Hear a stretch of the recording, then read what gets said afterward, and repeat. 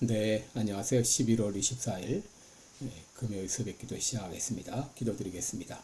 은혜로우신 우리 아버지, 또 땡스기빙 데이를 또 은혜 가운데 마치고 또 새로운 아침을 맞이했습니다. 아버지, 11월을 맞이하면서 우리의 마음에, 우리의 생각에 감사의 마음이 넘치게 하여 주시고, 우리의 삶 가운데 불평과 원망은 사라지게 하시고, 어떤 상황에서도 어떤 형편에서도 감사하는 우리의 삶이 되게 하여 주옵소서. 하나님 아버지, 매 순간순간마다 주님 앞에 무릎 꿇고 기도하며 하나님의 뜻을 구하는 겸손한 믿음의 삶을 살게 하여 주옵소서. 하나님 아버지, 이 시간도 연약한 중에 있는 우리 성도들 긍휼을 베풀어 주시사 주의 능력의 손으로 어루만져 주시고 깨끗이 나음을 얻게 하여 주옵소서. 오늘 한날도 주님 앞에 의탁하며 예수님의 이름으로 기도드리옵나이다. 아멘. 네, 찬송가 532장 부르겠습니다. 주께로 한 걸음씩 532장. 예전 찬송가는 323장입니다. 532장.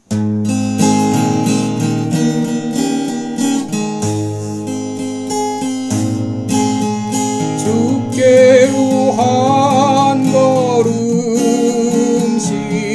왜 가지 않느냐. 내 죄를 자복하고 그 앞에 나가라. 한 걸음씩 한 걸음씩 주께 나오라. 주님께 아뢰이며 너복을 받으리라. 값없이 주는 은혜 너 거절 말아라. 주께로 한 걸음씩 너 빨리 나가라. 주께서 너를 맞아 내 죄를 사하라. 한 걸음씩 한 걸음씩 주께 나오라. 주님께 아뢰이며 너복을 받으리라. 값없이 주는 은혜 너 거절 말아라. 주께로 한 걸음씩 주의 받으라. 기회를 잃지 말고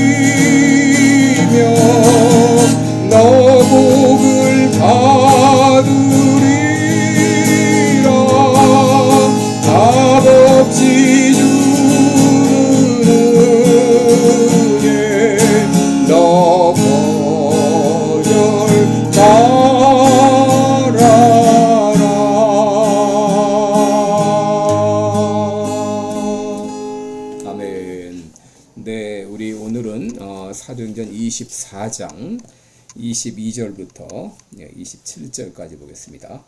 사도행전 24장 22절부터 27절까지 제가 봉독합니다. 벨릭스가 이 도에 관한 것을 더 자세히 아는 고로 연기하여 가로되 천부장 루시아가 내려오거든 너의 일을 처결하리라 하고 백부장을 명하여 바울을 지키되 자유를 주며 친구 중 아무나 수종하는 것을 금치 말라 하니라. 수일 후에 벨릭스가 그 안에 유대 여자 드루실라와 함께 와서 바울을 불러 그리스도 예수 믿는 도를 듣거늘 바울이 의와 절제와 장차 오는 심판을 강론하니 벨릭스가 두려워하여 대답하되 시방은 가라 내가 틈이 있으면 너를 부르리라 하고 동시에 또 바울에게서 돈을 받을까 바라는 고로 더 자주 불러 같이 이야기하더라. 이틀이 지나서 보르기오 베스도가 벨릭스의 소임을 대신하니 벨릭스가 유대인의 마음을 얻고자 하여 바울을 구류하여 두니라. 아멘. 네, 우리 오늘은 벨릭스의 선택 이런 제목으로 함께 말씀을 나누겠습니다. 오늘 본문에 이 벨릭스라는 사람이 나오죠. 그의 이름은 안토니우스 벨릭스로 원래는 노예였지만 클라우디우스 카이사 황제에 의해서 유대 총독이 된 사람입니다. 그는 사도 바울 당시 유대 총독이었는데 이 로마의 역사가인 타키투스는 이 벨릭스를 잔인하고 음탕하고 그리고 저질로 이렇게 묘사했습니다. 특별히 그는 다른 사람의 아내를 교묘하게 빼앗아 자신의 아내로 삼은 사람인데 벨릭스의 아내 드루실라는 그의 세 번째 아내로 헤롯 아그리빠 왕의 딸이었습니다. 드루실라는. 근데 14살 때 이 드루실라가 에메사 왕 아지주스와 결혼을 했는데 이 벨릭스는 그녀를 연모해서 심지어 마법사까지 동원해서 그녀를 빼앗아서 결혼을 한 것으로 알려져 있습니다. 그런데 그가 바로 이 사도 바울을 만난 것이죠. 여러분 대제사장 아나니아와 장로들이 바울을 고소했을 때 벨릭스는 당시 재판장이었습니다. 이 고소인들이 바울의 연병이라 혹은 나사렛 이단의 괴수라고 비난하면서 소요죄와 성전 문란죄로 바울을 고소했을 때 바울은 피고로서 그들의 주장은 거짓이며 자신은 이제까지 양심에 거리끼는 일을 한 일이 없다. 그리고 내가 주장한 것은 그들도 믿고 있는 죽은 자의 부활에 대한 것이다 하면서 변론을 했죠. 그리고 만약 내가 무슨 잘못이 있다면 직접 무슨 옳지 않은 것을 보았는지 말하게 하라 그렇게 했습니다.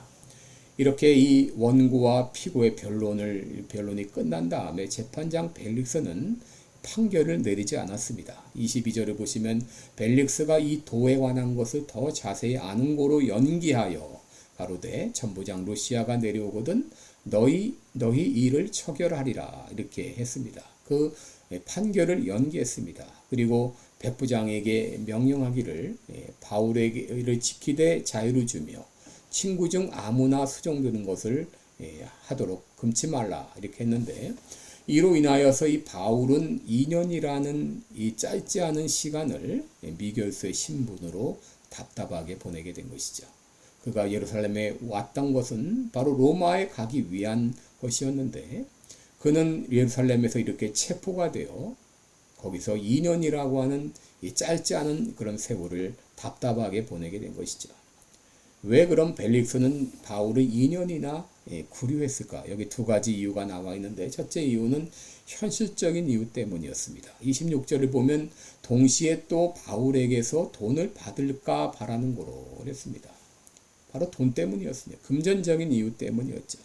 바울에게서 어떤 돈을 받을까 바라는 거로 더 자주 불러 같이 이야기하더라 라고 말했습니다. 바울은 친구들을 통해서 얼마든지 돈을 구할 수 있었을 것입니다. 그리고 돈을 주었다면 그는 자유의 몸으로 석방될 수도 있었을 것입니다. 사도 바울은 하나님 나라의 일을 빙자해서 얼마든지 이 돈을 주고 석방을 받고 자신의 석방을 합리화할 수도 있었을 것입니다.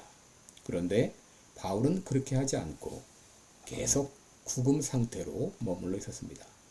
근데 그가 이 벨릭스가 바울을 구류한 둘째 이유는 정치적인 이유 때문입니다. 27절에 보면 이태를 지나서 보르기오 베스도가 벨릭스의 소임을 대신하니 벨릭스가 유대인의 마음을 얻고자 하여 바울을 구류하여 두니라 라고 했어요. 유대인의 마음을 얻고자 하여 라고 말했습니다. 여러분, 이 벨릭스는 유대인의 반란을 과도하게 진압하는 가운데 유대인의 환심을 잃었습니다. 그래서 이 바울을 오래 구금하는 것이 잘못된 것인지 알면서도 유대인들의 마음을 얻고자 하여 이렇게 바울을 2년이나 구금한 상태로 둔 것이죠. 그런데 또 한 가지 이유가 있다고 하게 되면 그것은 그의 아내 두루실라가 기독교 신앙에 대해서 관심을 가졌기 때문입니다. 24절에 보시면 수일 후에 벨릭스가 그 아내 유대 여자 두루실라와 함께 와서 바울을 불러 그리스도 예수 믿는 도를 듣거늘 그랬습니다. 여러분, 여기 나오는 두루실라, 이 벨릭스의 아내였던 두루실라는 헤롯 아그리빠의 왕의 딸로 사도 야고보의 죽음이나 베드로의 투옥에 대해서 들었을 것이고, 그리고 그의 아버지의 그 비극적인 죽음에 대해서도 이야기를 들었을 것입니다. 그래서 그녀는 아마도 기독교 신앙에 대해서 이 관심을 가지고 있었던 것으로 보여집니다. 그래서 바울은 25절을 보게 되면 그들에게 의와 절제와 장차 오는 심판에 대해서 강론했다라고 말합니다. 사도 바울은 바로 통치자였던 벨릭스가 마땅히 가져야 되는 이 의, 정의에 대해서, 그리고 절제에 대해서, 절제하지 못하는 그의 삶에 대해 절제에 대해서, 그리고 이로 말미암은 심판에 대해서 그들에게 강론을 했습니다. 벨릭스는 부정직하고 음란한 통치자였기 때문에 바울은 그에게 죄를 깨닫고 회개를 촉구한 것으로 보여집니다. 그런데 벨릭스의 반응이 어떠했나요? 먼저 그는 두려워했다 그랬습니다. 여러분, 여기 두려웠다는 말은 엠포보스라는 말인데 이건 fear 그리고 terrified, 아주 굉장히 두려워했다 그런 말입니다. 아마도 양심을 찌르는 이 바울의 말로 양심의 가책을 느꼈고 두려움을 느꼈던 것으로 보여집니다. 여러분, 이렇게 이 바울의 메시지를 들었을 때 그가 할 수 있는 선택은 두 가지죠. 죄를 회개하고 돌이켜 예수님을 믿든지, 아니면 회개하지 않고 계속 죄에 머무는 것이죠. 그런데 벨릭스는 예수님을 믿지 않고 회개하지 않고 회개를 뒤로 미루었습니다. 25절을 보면 시방은 가라, 틈이 있으면 너를 부르리라 라고 말했어요. 이 말은 시간 나면 너를 다시 부르겠다. 그는 회개의 기회를 뒤로 미룬 것입니다. 역사를 볼 때 그에게 회개의 기회는 더 이상 오지 않은 것으로 보입니다. 2년이라는 세월은 흘러가고 그는 비참하게 죽은 것으로 전해집니다. 여러분, 오늘날 많은 사람들이 지금 마땅히 해야 될 일들을 뒤로 미루고 있죠. 지금 아니라 다음에 하지. 또 예수 믿는 것도 지금 믿지 않고 다음에 믿지. 마음의 감동이 오는데도, 마음의 깨달음이 오는데도 이를 거절하고 다음으로 미루다 낭패를 보는 사람들이 얼마나 많은가요? 고린도후서 6장 2절에 보라 지금은 은혜 받을 만한 때요, 보라 지금은 구원의 날이로다 그랬습니다. 혹 이 가운데 예수님을 영접하는 것을 차일피일 미루고 있는 분이 계신가요? 여러분, 기회는 다시 오지 않을 수도 있습니다. 바로 지금 예수님을 영접하시고 예수님을 믿으시기 바랍니다. 혹 내가 회개해야 될 죄가 있는데 차일피일 미루고 있는 분이 계신가요? 지금 회개하고 새 삶을 사시기 바랍니다. 마땅히 고쳐야 될 나쁜 습관이 있는데도 차일피일 미루는 분이 계신가요? 오늘 이 시간부터 그것을 버리고 새 삶을 사시기를 바랍니다. 기도하겠습니다. 은혜로우신 우리 아버지, 지금이 바로 은혜 받을 만한 때요, 지금이 구원의 날입니다. 차일피일 미루지 않고 지금 은혜 받고 지금 구원받는 우리 모두가 되게 해 주옵소서. 예수님의 이름으로 기도드리옵나이다. 아멘. 네, 복되고 은혜로운 하루 되시기 바랍니다. 고맙습니다.